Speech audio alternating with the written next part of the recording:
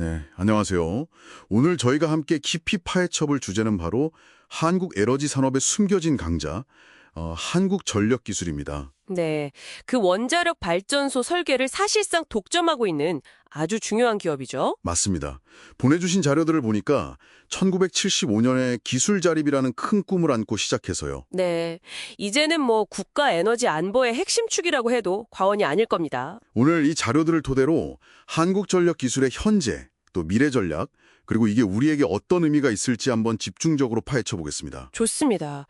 뭐 역사부터 재무, 기술력, 시장에서의 위치까지 한번 종합적으로 살펴보시죠. 네, 저희 목표는 이 기업의 핵심 경쟁력이 뭔지, 특히 요즘 많이 이야기 나오는 그 차세대 원전 기술 있잖아요. 아, SMR 말씀이시죠? 네, SMR, 그리고 해외 사업 확장, 이런 것들의 진짜 의미를 좀 이해해보고 에너지 기술 분야 전반에 대한 시야를 넓히는 겁니다.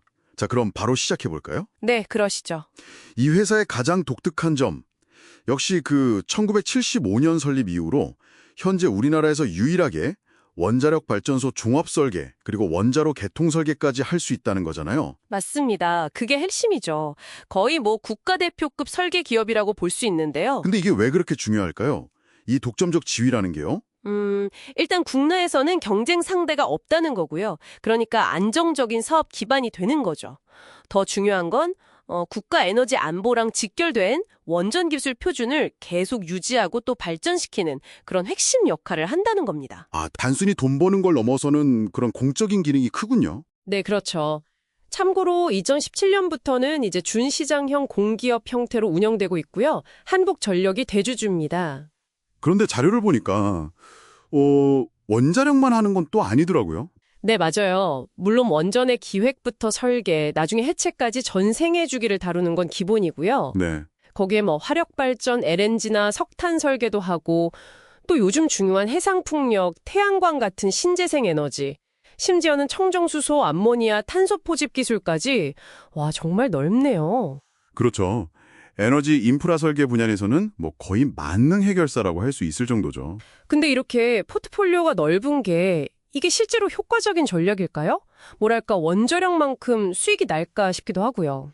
아, 그거 아주 중요한 질문입니다. 사실 원자력 사업은 수익성이 상당히 높아요. 영업이익률이 뭐 20%, 30%에 달한다고 하니까요. 와, 20, 30%요? 엄청나네요? 네. 하지만 여기에만 머무르지 않고 신재생이나 청정연료로 사업을 확장하는 건 이건 뭐 선택이 아니라 필수라고 봐야 합니다. 아, 필수다 왜죠? 전 세계적으로 에너지 전환이라는 거대한 흐름이 있잖아요. 탄소 중립 목표도 있고요. 여기에 맞맞추는 거죠. 또 특정 에너지원에만 의존하는 위험을 줄여서 장기적인 안정성을 확보하려는 그런 전략적인 판단입니다. 그렇군요. 장기적인 관점이군요. 여기서 또 정말 흥미로운 게 바로 그 소형 모듈 원자로 SMR인데요. 네, 요즘 정말 뜨거운 감자죠. 그렇죠. 기존 대형 원전보다 작고 뭐 유연하게 지을 수 있다는 차세대 원전인데 정부가 주도하는 ISMR 개발에도 참여하고 있고. 네, 그건 안정성이랑 경제성을 더 높인 모델이죠. 그리고 이미 표준 설계 인가를 받은 스마트라는 것도 있고요. 심지어 바다 위에 띄우는 반디라는 독자 모델까지 연구 중이라고 하던데 이렇게 SMR 모델이 다양한 건 어떤 의미가 있을까요? 이게 참 재미있는 부분인데요. 전 세계적으로 SMR 경쟁이 아주 치열합니다. 그런데 한국전력기술이 이렇게 여러 모델을 동시에 추진한다는 건 상당히 주목할 만한 전략이에요. 어떤 점에서요?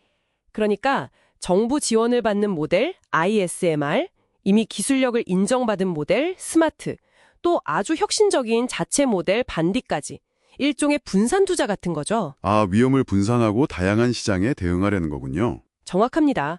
특정 기술이 혹시 잘 안 풀릴 경우에 위험도 줄이고 또 다양한 국가나 고객의 요구에 맞춰서 대응할 수 있는 유연성을 확보하려는 의도로 보입니다. 탄소 중립 시대에 SMR이 정말 게임 체인저가 될 가능성이 크거든요. 하긴 그렇겠네요.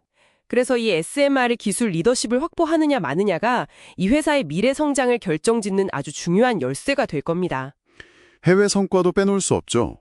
UA 바라카 원전 수출 성공은 뭐 워낙 유명하고요. 네, K원전의 대표적인 성공 사례죠. 최근에는 그 체코 원전 사업 우선 협상 대상자로 선정됐다는 소식이 있었잖아요. 규모가 어마어마하던데요. 맞습니다. 약 25조에서 30조 원 규모로 추산되는데 여기서 한국전력기술이 담당하는 설계 부분만 해도 약 1.2조 원에 달할 것으로 예상됩니다. 와, 1.2조 원. 정말 K원전 기술력을 다시 한번 세계에 보여준 셈이네요. 그렇죠. 그리고 이런 대형 수주가 실제 재무 성과로도 나타나고 있습니다.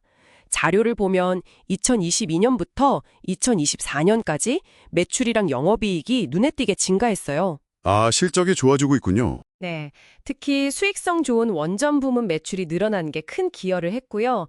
체코 프로젝트는 내년 2025년 2분기부터 실적에 본격적으로 반영될 예정이라서요. 오, 그럼 앞으로 성장 기대감이 더 커지겠네요. 그렇습니다. 향후 성장 전망이 상당히 밝다고 볼 수 있죠. 또 사우디아라비아 같은 중동 국가들과의 파트너십 구축도 계속하고 있는데 이것도 다 미래 시장 선점을 위한 중요한 포석이라고 할 수 있습니다. 물론 장밋빛 전망만 있는 건 아니겠죠. 항상 리스크 요인도 짚어봐야 하는데요. 당연하죠. 어떤 사업이든 위험은 따르니까요. 자료에 보니까 이런 대형 프로젝트는 예측 불가능한 지연 위험, 예를 들어 지질 문제라든가 갑자기 규제가 강화된다던가 하는 그런 위험이 있다고 하고요. 네, 그건 원전 사업의 본질적인 위험 요소 중 하나입니다. 그리고 또 에너지 정책 변화 영향도 무시 못할 것 같아요. 과거에 그 탈원전 정착 때 좀 힘들었잖아요. 맞습니다. 그 정책 리스크가 사실 상당히 큰 변수죠. 또 모에 쌓인 한국전력의 재정 문제라든가 아니면 경영진 선임 관련된 그런 거버넌스 이슈 같은 것도 고려해야 할 부분으로 언급되어 있더군요. 아, 모회사 리스크랑 거버넌스 문제까지 살펴볼 게 많네요. 네, 특히 에너지 정책 변화의 불확실성은 과거 사례에서 보셨듯이 기업의 장기 전략 자체를 흔들 수도 있거든요. 그래서 가장 좀 예의주시해야 할 위험이라고 생각합니다. 다른 우룡사회 위험들은 어느 정도 예측하고 관리할 수 있지만 정책 리스크는 정말 파급력이 크군요. 그렇죠. 모기업인 항전의 재무 건전성 문제도 직접적인 영향은 아니더라도 투자 여력이나 경영 결정에 간접적으로 부담을 줄 수 있는 요인이 될 수 있고요. 자, 그럼 오늘 한국전력기술 심층 분석을 슬슬 정리해볼까요? 일단 국내 유일의 원전 설계사라는 아주 강력한, 해자를 가지고 있고 네, 아주 튼튼한 기반이죠. 거기에 SMR이라는 미래 기술, 그리고 해외 시장 개척이라는 날개를 달고 성장을 꾀하고 있다. 이렇게 볼 수 있겠네요. 최근 재무 성과도 좋아지고 있고요. 네, 핵심은 이거 같습니다. 원자력이라는 확실한 강점은 계속 지키면서도 에너지 전환이라는 시대적 요구에 맞춰서 사업을 다각화하는 거죠. 신재생이나 청정수조 쪽으로요. 균형이 중요하군요. 네, 그러면서 동시에 대형 프로젝트나 정책 변화 같은 피할 수 없는 위험 요소를 어떻게 잘 관리해 나가느냐, 이 균형 감각이 앞으로 중요할 겁니다. 마지막으로 이런 질문 한번 던져보고 싶습니다. 이 한국전력기술의 독보적인 원전 설계 능력, 그리고 SMR 개발에 대한 이런 다양한 시도들이 있잖아요. 네, 이게 단순히 한국의 에너지 지형도를 바꾸는 걸 넘어서 어쩌면 전 세계 SMR 시장의 표준 경쟁이라던가 상용화 속도에까지 영향을 미치는 그런 나비 효과를 일으킬 수도 있지 않을까요? 여러분의 생각은 어떠신가요?